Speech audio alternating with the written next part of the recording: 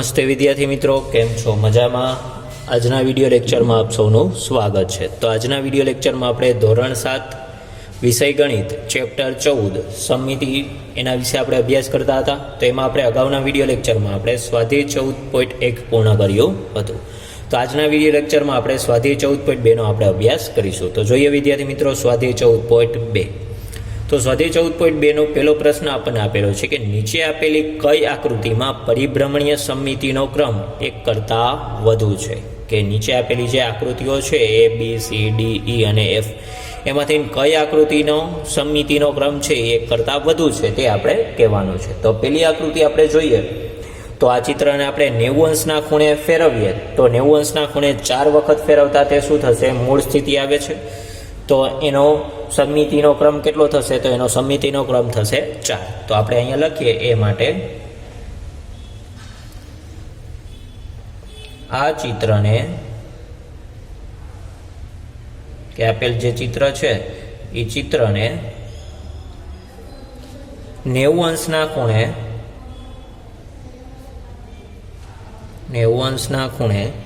4 વખત ફેરવતા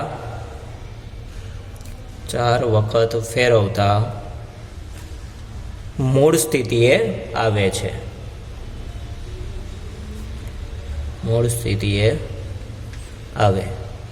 કે આપેલ જે ચિત્ર છે એ ચિત્રને 90 અંશના ખૂણે આપણે 4 વખત ફેરવીએ તો 4 વખત ફેરવતા એ શું થશે? મૂળ સ્થિતિ આવે છે.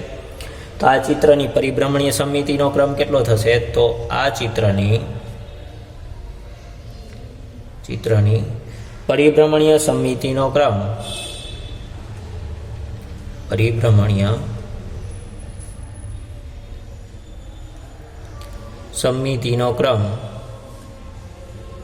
કેટલો થશે? તો આપેલ ચિત્ર છે એ ચિત્રની પરિભ્રમણીય સમમિતિનો ક્રમ થશે 4. એટલે કે આ ચિત્રની પરિભ્રમણીય સમમિતિનો ક્રમ 4 છે.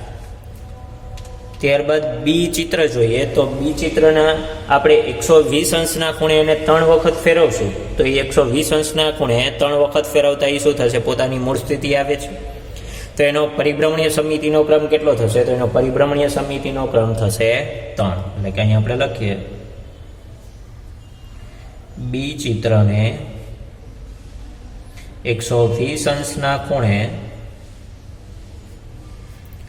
3 વખત ફેરવતા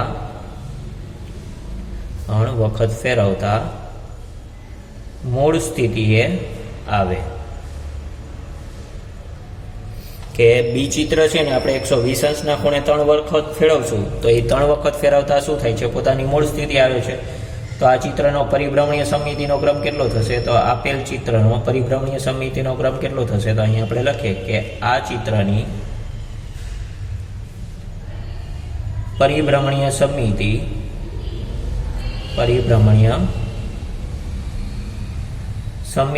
ક્રમ 3 છે.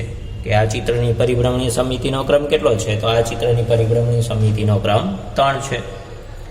પછી સી ચિત્ર જોઈએ તો સી ચિત્રને આપણે પરિભ્રમણીય સમમિતિ એટલે કે એને આપણે ખાલી એક વખત ફેરવશું તો પણ એ શું થાય છે? એની મૂળ સ્થિતિમાં આવી જાય છે. તો આપેલ ચિત્રની પરિભ્રમણીય સમમિતિનો ક્રમ કેટલો થશે? તો આપેલ ચિત્રની પરિભ્રમણીય સમમિતિનો ક્રમ થશે 1 છે. એટલે કે અહીંયા આપણે લખીએ સી આ ચિત્રની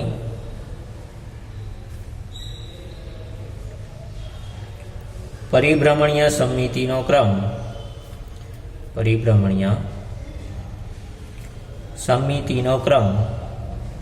1 છે. કે સી જે ચિત્ર આપેલું છે એ સી ચિત્રની પરિભ્રમણી એક વખત ફેરવતા તે પોતાની મૂળ સ્થિતિમાં આવી જાય છે. એટલે કે આપેલ ચિત્રની પરિભ્રમણીય સમમિતિનો ક્રમ કેટલો થશે? 1 છે. ત્યારબાદ બીજી આકૃતિ આપણે જોઈએ તો એ ડી આકૃતિને આપણે 180 અંશના ખૂણે ફેરવશું તો 180 અંશના ખૂણે 2 વખત ફેરવતા એ શું થાય છે? પોતાની મૂળ સ્થિતિમાં આવી જાય છે. તો ડી જે ચિત્ર છે એની પરિભ્રમણીય સમમિતિનો ક્રમ કેટલો થશે? તો આવશે 2 છે. એટલે કે અહીંયા આપણે લખીએ આ ચિત્રને 180 અંશના ખૂણે 2 વખત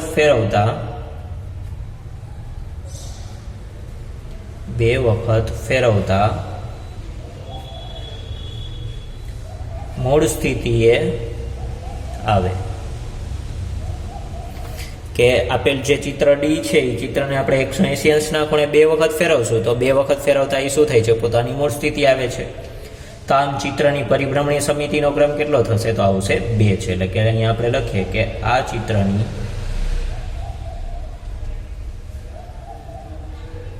પરિભ્રમણીય સમિતિનો ક્રમ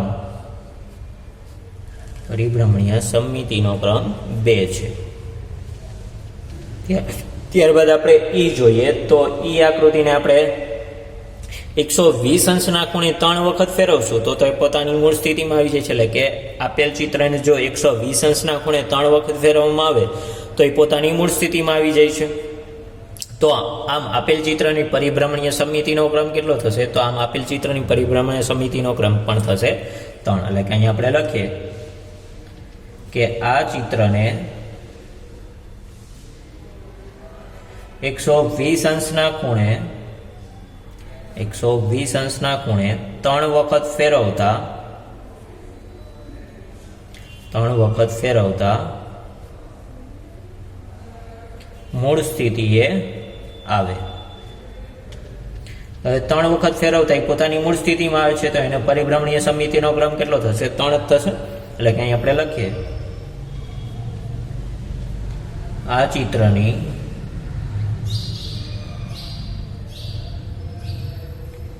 પરિભ્રમણીય સમિતિનો ક્રમ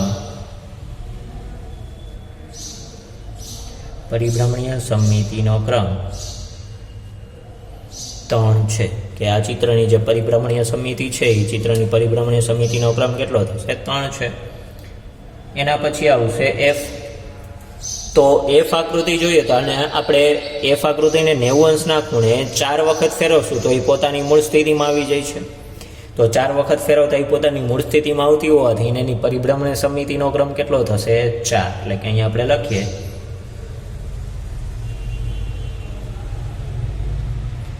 આ ચિત્રને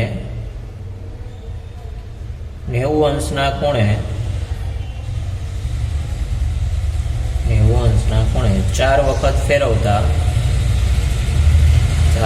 ફેરવતા મૂળ સ્થિતિએ આવે.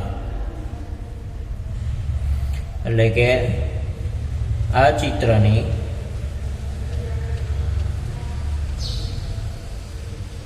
પરિભ્રમણીય સમિતિનો ક્રમ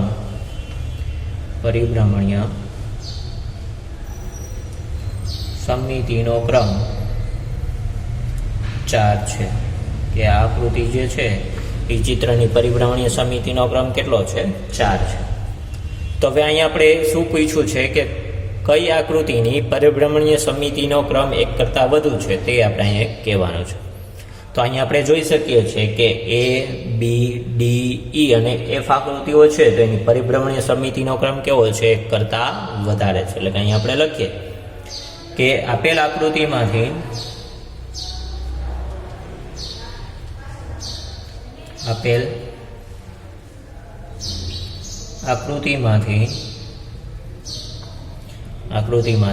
A,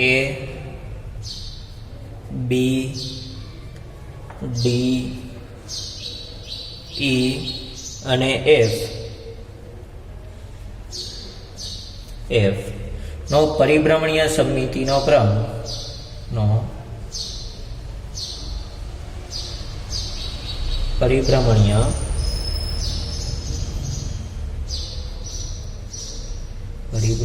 સમિતિનો ક્રમ પરિભ્રમણીય સમિતિનો ક્રમ 1 થી વધારે છે. કે આપેલ આકૃતિમાંથી A, B, D, E અને F છે એનો પરિભ્રમણીય સમિતિનો ક્રમ કેવો છે? 1 થી વધારે છે. ત્યારબાદ આપણે બીજા દાખલાનો અભ્યાસ કરીએ તો દરેક આકૃતિ માટે પરિભ્રમણીય સમિતિનો ક્રમ જણાવો. કે અહીંયા આપણને જે આકૃતિઓ આપેલી છે એ દરેક આકૃતિ માટે આપણે શું કરવાનું છે? પરિભ્રમણીય સમિતિનો ક્રમ આપણે શોધવાનો છે. એટલે કે પરિભ્રમણીય સમિતિનો ક્રમ આપણે જણાવવાનો છે. તો પહેલી આકૃતિ આપણે જોઈએ તો પેલી આકૃતિને આપણે જો 180 અંશના ખૂણે 2 વખત ફેરવતા એ શું થાય છે? પોતાની મૂળ સ્થિતિમાં આવે છે. એટલે કે આપેલ આકૃતિને જો 180 અંશના ખૂણે 2 વખત ફેરવવામાં આવે તો પોતાની મૂળ સ્થિતિમાં આવે છે. તો એને પરિભ્રમણી સમિતિનો ક્રમ કેટલો થશે? 2 થશે. એટલે કે અહીંયા આપણે લખીએ એટલે કે આ ચિત્રને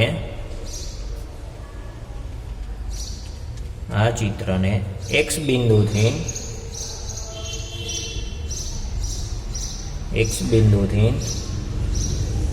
180 અંશના ખૂણે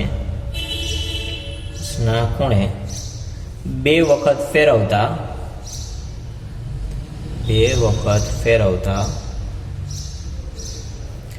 મૂળ સ્થિતિએ આવે છે.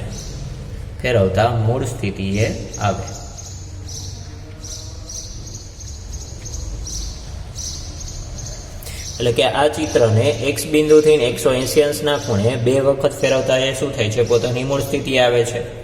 તો આ ચિત્રની પરિભ્રમણી સમિતિનો ક્રમ કેટલો થશે? તો આવશે 2. એટલે કે આ ચિત્રની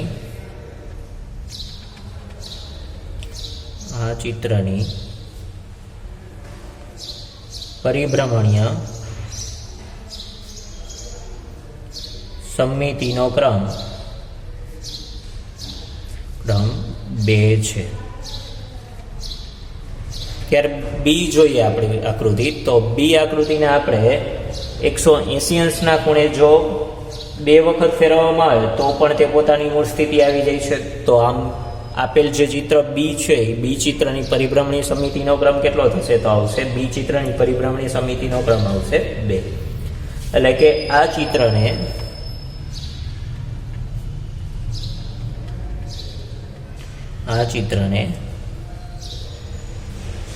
x બિંદુથી 180 અંશના ખૂણે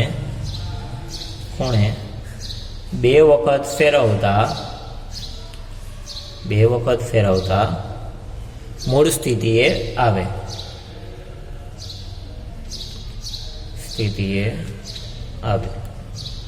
તો આ ચિત્રની પરિભ્રમણીય સમિતિનો ક્રમ કેટલો થશે? તો અહીંયા આપણે લખીએ કે આ ચિત્રની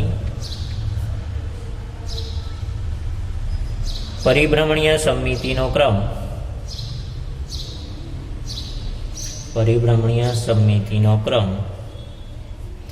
2 છે. ત્યારબાદ સી આકૃતિ જોઈએ. તો સી આકૃતિને આપણે 120 અંશના ખૂણે જો 3 વખત ફેરવવામાં આવે તો તે પોતાની મૂળ સ્થિતિમાં આવે છે. તો આમ સી આકૃતિની પરિભ્રમણી સમિતિનો ક્રમ કેટલો થશે? 3. કે આને આપણે 120 અંશના ખૂણે 3 વખત ફેરવશું તો તે પોતાની મૂળ સ્થિતિમાં આવી જાય છે. એટલે કે એની પરિભ્રમણી સમિતિનો ક્રમ થશે 3. એટલે કે આ ચિત્રને x બિંદુથી 120 અંશના ખૂણે 3 વખત ફેરવતા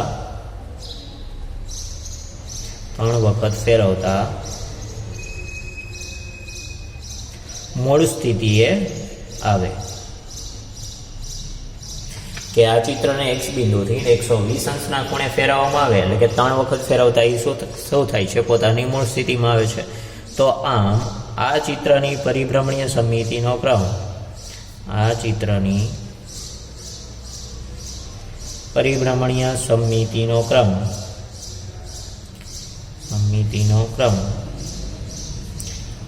3 છે. કે આ આકૃતિની પરિભ્રમણીય સમિતિનો ક્રમ કેટલો છે? તો આવશે 3 છે. ત્યારબાદ આપણે જોઈએ ડી. તો ડી એનો આપણે x બિંદુએથી આપણે એને 90 અંશના ખૂણે જો 4 વખત ફેરવે તો 90 અંશના ખૂણે 4 વખત ફેરવતા એ શું થાય છે? પોતાની મૂળ સ્થિતિમાં આવશે. તેની પરિભ્રમણી સમિતિનો ક્રમ કેટલો થશે? તો આવશે 4. એટલે અહીં આપણે લખીએ કે આ ચિત્રને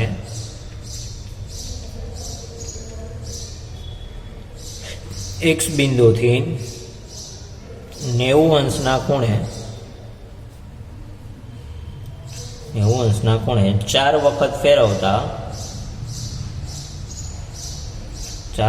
ફેરવતા મૂળ સ્થિતિએ આવે.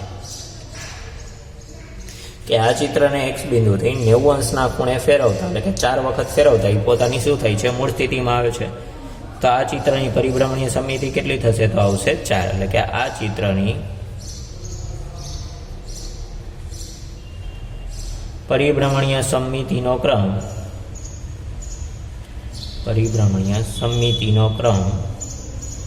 4 છે. કે આ ચિત્રની પરિભ્રમણીય સમમિતિનો ક્રમ કેટલો છે, તો આવશે 4 છે. ત્યારબાદ ઈ આકૃતિ જોઈએ. તો ઈ આકૃતિને પણ આપણે જોઈ શકીએ છીએ કે એને જો 90 અંશના ખૂણે 4 વખત ફેરવવામાં આવે તો 90 અંશના ખૂણે 4 વખત ફેરવતા એ શું થાય છે, પોતાની મૂળ સ્થિતિમાં આવે છે. તો એની પરિભ્રમણીય સમમિતિનો ક્રમ પણ કેટલો થશે, 4 થશે. એટલે કે અહીંયા આપણે લખીએ ઈ આ ચિત્રને એક્સ બિંદુથી 90 અંશના ખૂણે 4 વખત ફેરવતા મૂળ સ્થિતિએ આવે. તો આ માપેલ ચિત્રની પરિભ્રમણીય સમમિતિનો ક્રમ કેટલો થશે, તો આ ચિત્રની પરિભ્રમણીય સમમિતિનો ક્રમ